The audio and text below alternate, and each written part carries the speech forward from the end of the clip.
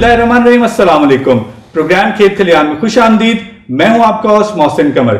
नाज़रीन, अगर दुनिया में कोई भी मुल्क तरक्की करना चाहता है तो ये बात इंतहाई जरूरी है कि उस मुल्क की जो बासी है, उस मुल्क की जो कौम है, वो तालीम हासिल करे। जब तक वो तालीम याफ्ता मुल्क नहीं होगा, वो तरक्की नहीं हासिल कर सकता।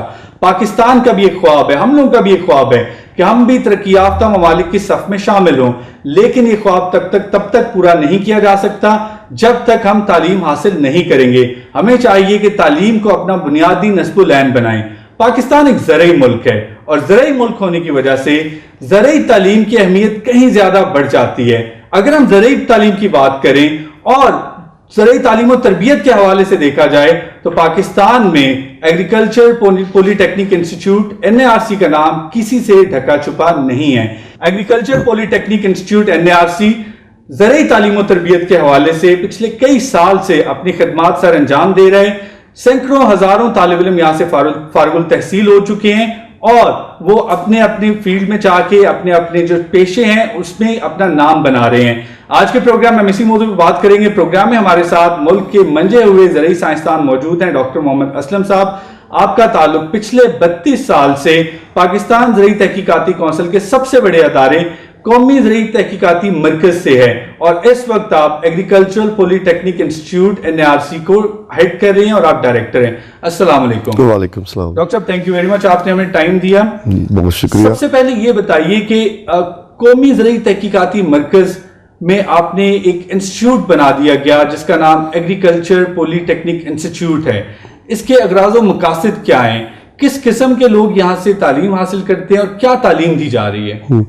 देखें जी, एग्रीकल्चर पॉलिटेक्निक इंस्टीट्यूट जो है इसके बुनियादी तौर पे 3 मकासद हैं। सबसे बड़ा मकसद तो ये है कि यहाँ पे तकरीबन 350 साइंसदान जो काम कर रहे हैं वो नए इल्म निकाल रहे हैं, नई टेक्नोलॉजी निकाल रहे हैं।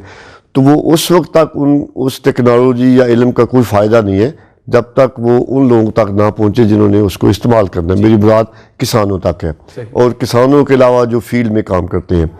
तो ये सबसे पहला मकसद तो हमारा ये है कि जो भी यहाँ पे इल्म निकलते हैं, टेक्नोलॉजी निकलते हैं, API उनको एग्रीकल्चर पॉलिटेक्निक इंस्टीट्यूट उनको आगे तक लेके जाता है और उसके लिए मुख्तलिफ हम मीन्स इस्तेमाल करते हैं, जिसमें TV के प्रोग्राम्स हैं, अखबारों पे मजमून है, ज़िम्मेदारों के कट करवाते हैं।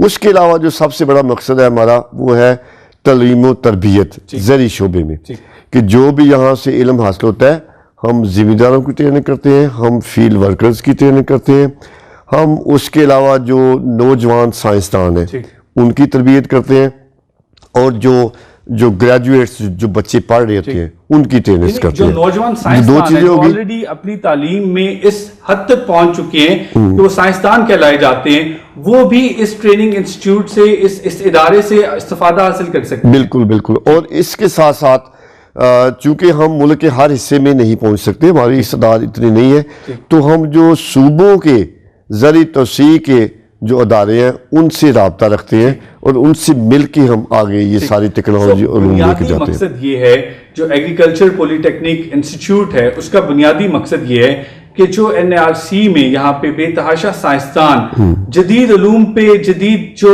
मालूमात हैं उन पे काम हो रहे, वो एक आम किसान तक पहुंचाया जाए और उसके साथ साथ फनी तरबियत की जाए ज़रई शोबे में। एक आम नौजवान की, एक आम किसान की जो चाहता है कि वो ज़रई शोबे में अपना नाम पैदा करे, अपना रोजगार बनाए। बिल्कुल। किस किस्म के लोग ज्यादातर आपके पास तालिब इल्म हैं? अगर हम बात करें कि क्या वो सारे के किसानों के बच्चे होते हैं या कोई भी शख्स अपना इस शोबे से मुंसलिक हो के अपना रोजगार इसको बना सकता है? देखिए जी, बहुत सारे लोग आते हैं हमारे पास। बुनियादी तौर पे जैसे मैंने बताया कि वो तो जिम्मेदार हैं जो खुद अपने हाथों से जिम्मेदारा कर रहे हैं। उसके अलावा जिम्मेदारों के वो बच्चे जो कोई और काम नहीं, जो नौकरी वगैरह नहीं करना चाहते, या वो हमसे सीखते हैं जदीद उलूम कि वो जदीद तरीकों से कैसे जिम्मेदारा कर सकते हैं ताकि ज़्यादा से ज़्यादा वो पैदावार हासिल कर सके।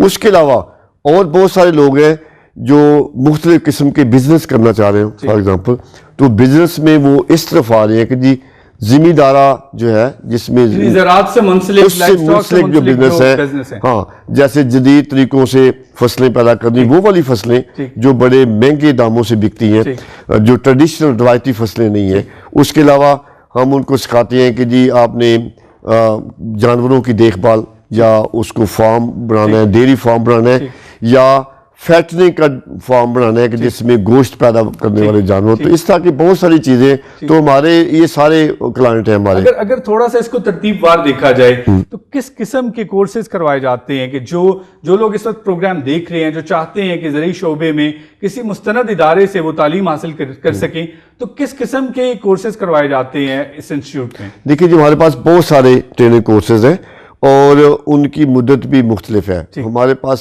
2-3 دن سے لے کے 2-3 ہفتے یا 2-3 مہینے بلکہ سال کے کورس بھی ہیں. اور ہم جتنے بھی زراعت کے بارے میں جتنے بھی علوم ہیں زراعت کے بارے میں اور لائف سٹاک کے بارے میں وہ سارے ہم کور کرتے ہیں. بعض جو بہت زیادہ ٹریننگ کورسز آج کل جو ہم کرا رہے ہیں جن کی بہت ساری ڈیمانڈ ہے, ان میں چند ایک میں آپ کو بتا دیتا ہوں. ایک سب سے پہلے تو یہ ہے کہ سبزیاں گھریلو پیمانے پہ کیسے اگائی جا سکتی ہیں. ایک تو تجارتی پیمانے پہ ہے, گھریلو پیمانے پہ کیسے اگائی جا سکتی ہیں, جس کو ہم کچن گارڈننگ بھی کہتے ہیں. اس کے علاوہ ہم آج کل یہ بھی ہے کہ جی بے موسمی سبزیاں کیسے اگانی ہیں, ٹنل ٹیکنالوجی. کسان بے موسمی سبزیاں کیسے اگا سکتے ہیں جس میں ٹنل ٹیکنالوجی کا استعمال ہے. تو وہ جو زمیندار پہلے مارکیٹ میں لے آتے ہیں ان کو اچھے ریٹس ملتے ہیں, وہ زیادہ پیسے کما لیتے ہیں. اس کے علاوہ ہم ایک اور ٹریننگ دے رہے ہیں کہ لوگ اپنی گھروں کے چھتوں کے اوپر کیسے سبزیاں اگا سکتے ہیں. اس کے لیے بھی ہم ٹریننگ دیتے ہیں. بڑا خاص قسم ٹنل فارمنگ کے بارے میں بتائیے گا کہ کتنا دورانیہ ہے ٹنل فارمنگ کے کورس کا. یعنی ایک کسان جاننا چاہتا ہے, سمجھنا چاہتا ہے, سیکھنا چاہتا ہے اس ادارے کے ذریعے, تو کتنا وقت درکار ہوگا اور کیا اس کو کہاں پہ آ کے وہ یہ تعلیم حاصل کر سکتے ہیں؟ دیکھیں جی, ٹنل ٹیکنالوجی کے ٹریننگ کورس ہم 1 ہفتے میں مکمل کر سکتے ہیں. ویسے اس کی جو ڈیوریشن ہے 1 سے 2 ہفتہ ہے, لیکن 1 ہفتے میں بھی ہم کور کر سکتے ہیں. اس میں ہم سارا کچھ بتاتے ہیں کہ جی ٹنل کیسے بنانی ہے, اس کے لیے کون کون سا مٹیریل لگتا ہے, اور اگر خود نہیں بنوانی کسی سے بنوانی ہے تو کون سے جگہ ہیں یا کون سے لوگ ہیں جب بنا کے دے سکتے ہیں. پھر ٹنل کے اندر سبزی اگانا ایک خاص قسم کا ایک علم ہے جو کہ باہر نہیں ہوتا کہ جی آپ نے جو سبزی اس میں لگائی ہے اس کی دیکھ بھال کس طرح کرنی ہے, اس کی بیماری کا علاج کس طرح کرنی ہے, کس وقت آپ نے پانی دینا ہے. اور جو آپ بات کریں انتہائی ضروری ہے کہ اس کے بڑے پیچیدہ سارے کے سارے جو ہیں سٹیپس ہیں, اتنا آسان نہیں ہے کہ ایک وقت مقرر ہے کب وہ ٹنل بنانی چاہیے, کس طرح سے بنانی چاہیے. تو بعض ہمارے جو کسان بھائی ہیں وہ اگر ان علوم پہ اور ان چیزوں کو سمجھے بغیر خود سے یہ ٹنل فارمنگ کی کوشش کرتے ہیں, تو کیا آپ سمجھتے ہیں کہ وہ صحیح طریقہ ہے یا ضروری ہے کہ یہ علوم حاصل کرنے کے بعد ہمیں اس طرف جانا چاہیے؟ دیکھیں جی, ہر چیز کا کرنے کا ایک طریقہ ہوتا ہے. اگر ہم یہ علم حاصل کر کے اس کے بعد شروع کریں گے تو بہتری ہوئے گی. تو ہم ان میں بتائیں گے کہ جی انہوں نے کس طریقے سے بنانی ہے, کن کن چیزوں کا خیال رکھنا ہے, اور پھر اس میں جیسے میں بتا رہا تھا کہ جی پانی کس وقت دینا ہے, کھاد کتنی دینی ہے, کیونکہ یہ وہ والی فصل نہیں ہے جو باہر اگا رہے ہیں. اس میں کیڑے مکوڑے کا یا باقی بیماریوں کا علاج کیا کرنا ہے, یا اندر درجہ حرارت بہت زیادہ ہو جاتا ہے تو اس کا کیا علاج کرنا ہے. تو بہت ساری چیزیں میرا خیال سیکھ کے کیا جائے تو زیادہ بہتر ہوگا. ٹنل فارمنگ ہو گیا ایک ایسا مرحلہ ہے کہ جس کے ذریعے کسان زیادہ پیداوار اور بے موسمی سبزی مارکیٹ میں لے کے آ سکتا ہے جس کے اسے زیادہ دام مل جائیں گے. اس کے علاوہ کون سے ایسے کورسز ہیں جو کسانوں کے لیے کروائے جا رہے ہیں؟ ایک تو میں نے چھوٹا سا کورس بتایا تھا کہ ہم آج کل یہ بھی ذمہ داروں کو بتا رہے ہیں یا عام لوگوں کو بھی کہ گھروں کی چھتوں کے اوپر وہ کیسے سبزیاں اگا سکتے ہیں. ایک خاص قسم کا مٹیریل ہے, یہ 2 سے 3 دن کا ٹریننگ کورس ہوتا ہے. ایک خاص قسم کا مٹیریل ہے جو بڑا ہلکا ہوتا ہے, چھت پہ آپ اس کی مٹی اس میں بھر کے رکھ لیں تو چھت پہ زیادہ بوجھ بھی نہیں آئے گا. تو اب چونکہ وہ ایک مصنوعی سچویشن ہم نے بنائی ہوتی ہے, اس میں پانی کا کتنا دینا ہے, کس وقت دینا ہے, کھاد واد کتنی دینی ہے, کیڑے کا علاج کرنا ہے, اور یہ بڑا ہی آسان ہے. اور جو لوگ چھتوں کا استعمال سے سبزیاں اگا لیں گے خود بھی ان کو صاف ستھری سبزی ملے گی, کوئی کیمیکل کا استعمال نہیں ہوگا, تازی سبزی ملے گی. اور نہ صرف ان کے اپنے لیے بلکہ ارد گرد کے جو ان کے محلے کے لوگ ہیں, دوست وغیرہ رشتے دار, ان کو بھی دے سکتے ہیں. اس کے علاوہ ہمارے پاس ایک بڑا اہم کورس ہے جو شہد کی مکھیوں کو پالنا. شہد کی مکھیوں کو ہم نہ صرف اس کی ٹریننگ دیتے ہیں کہ مکھیاں کیسے پالی جا سکتی ہیں اور شہد کیسے اس میں سے نکالنا ہے, اور بلکہ ہم کالونیز بھی دے رہے ہیں, شہد کی چھتے بھی دیتے ہیں. تھوڑا سا یہ بھی بتائیے گا کہ جس طرح ٹنل کی فارمنگ کی بات کی, وہ ایک منافع بخش چیز ہے کسانوں کے لیے, تو شہد کی مکھیوں کو پالنا کیا یہ منافع بخش مرحلہ ہے؟ کیا اس کو پالنے سے کیا اچھے معاوضہ حاصل کیا جا سکتا ہے؟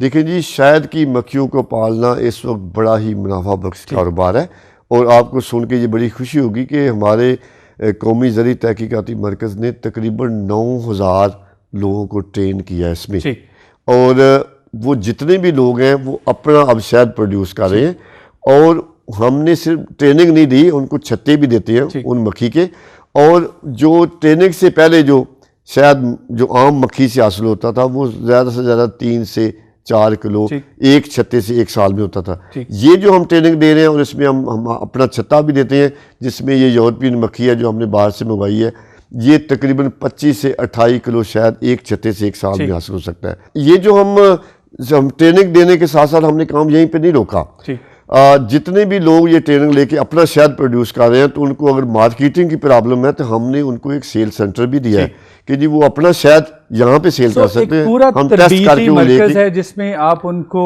فنی علوم بھی دیتے ہیں، زرعی شعبے کے حوالے سے، لائف سٹاک کے حوالے سے، ان کو یہ بھی بتاتے ہیں کہ آپ منڈیوں تک کیسے رسائی کر سکتے ہیں، کون سی فصلیں لگانی چاہیے، کن سے زیادہ بہتر پیداوار حاصل کی جا سکتی ہے۔ ٹھیک ہے۔ ناظرین، یہاں پہ ہم چھوٹا سا بریک لیں گے اور بریک کے بعد جب واپس آئیں گے تو ساری گفتگو کی ڈاکٹر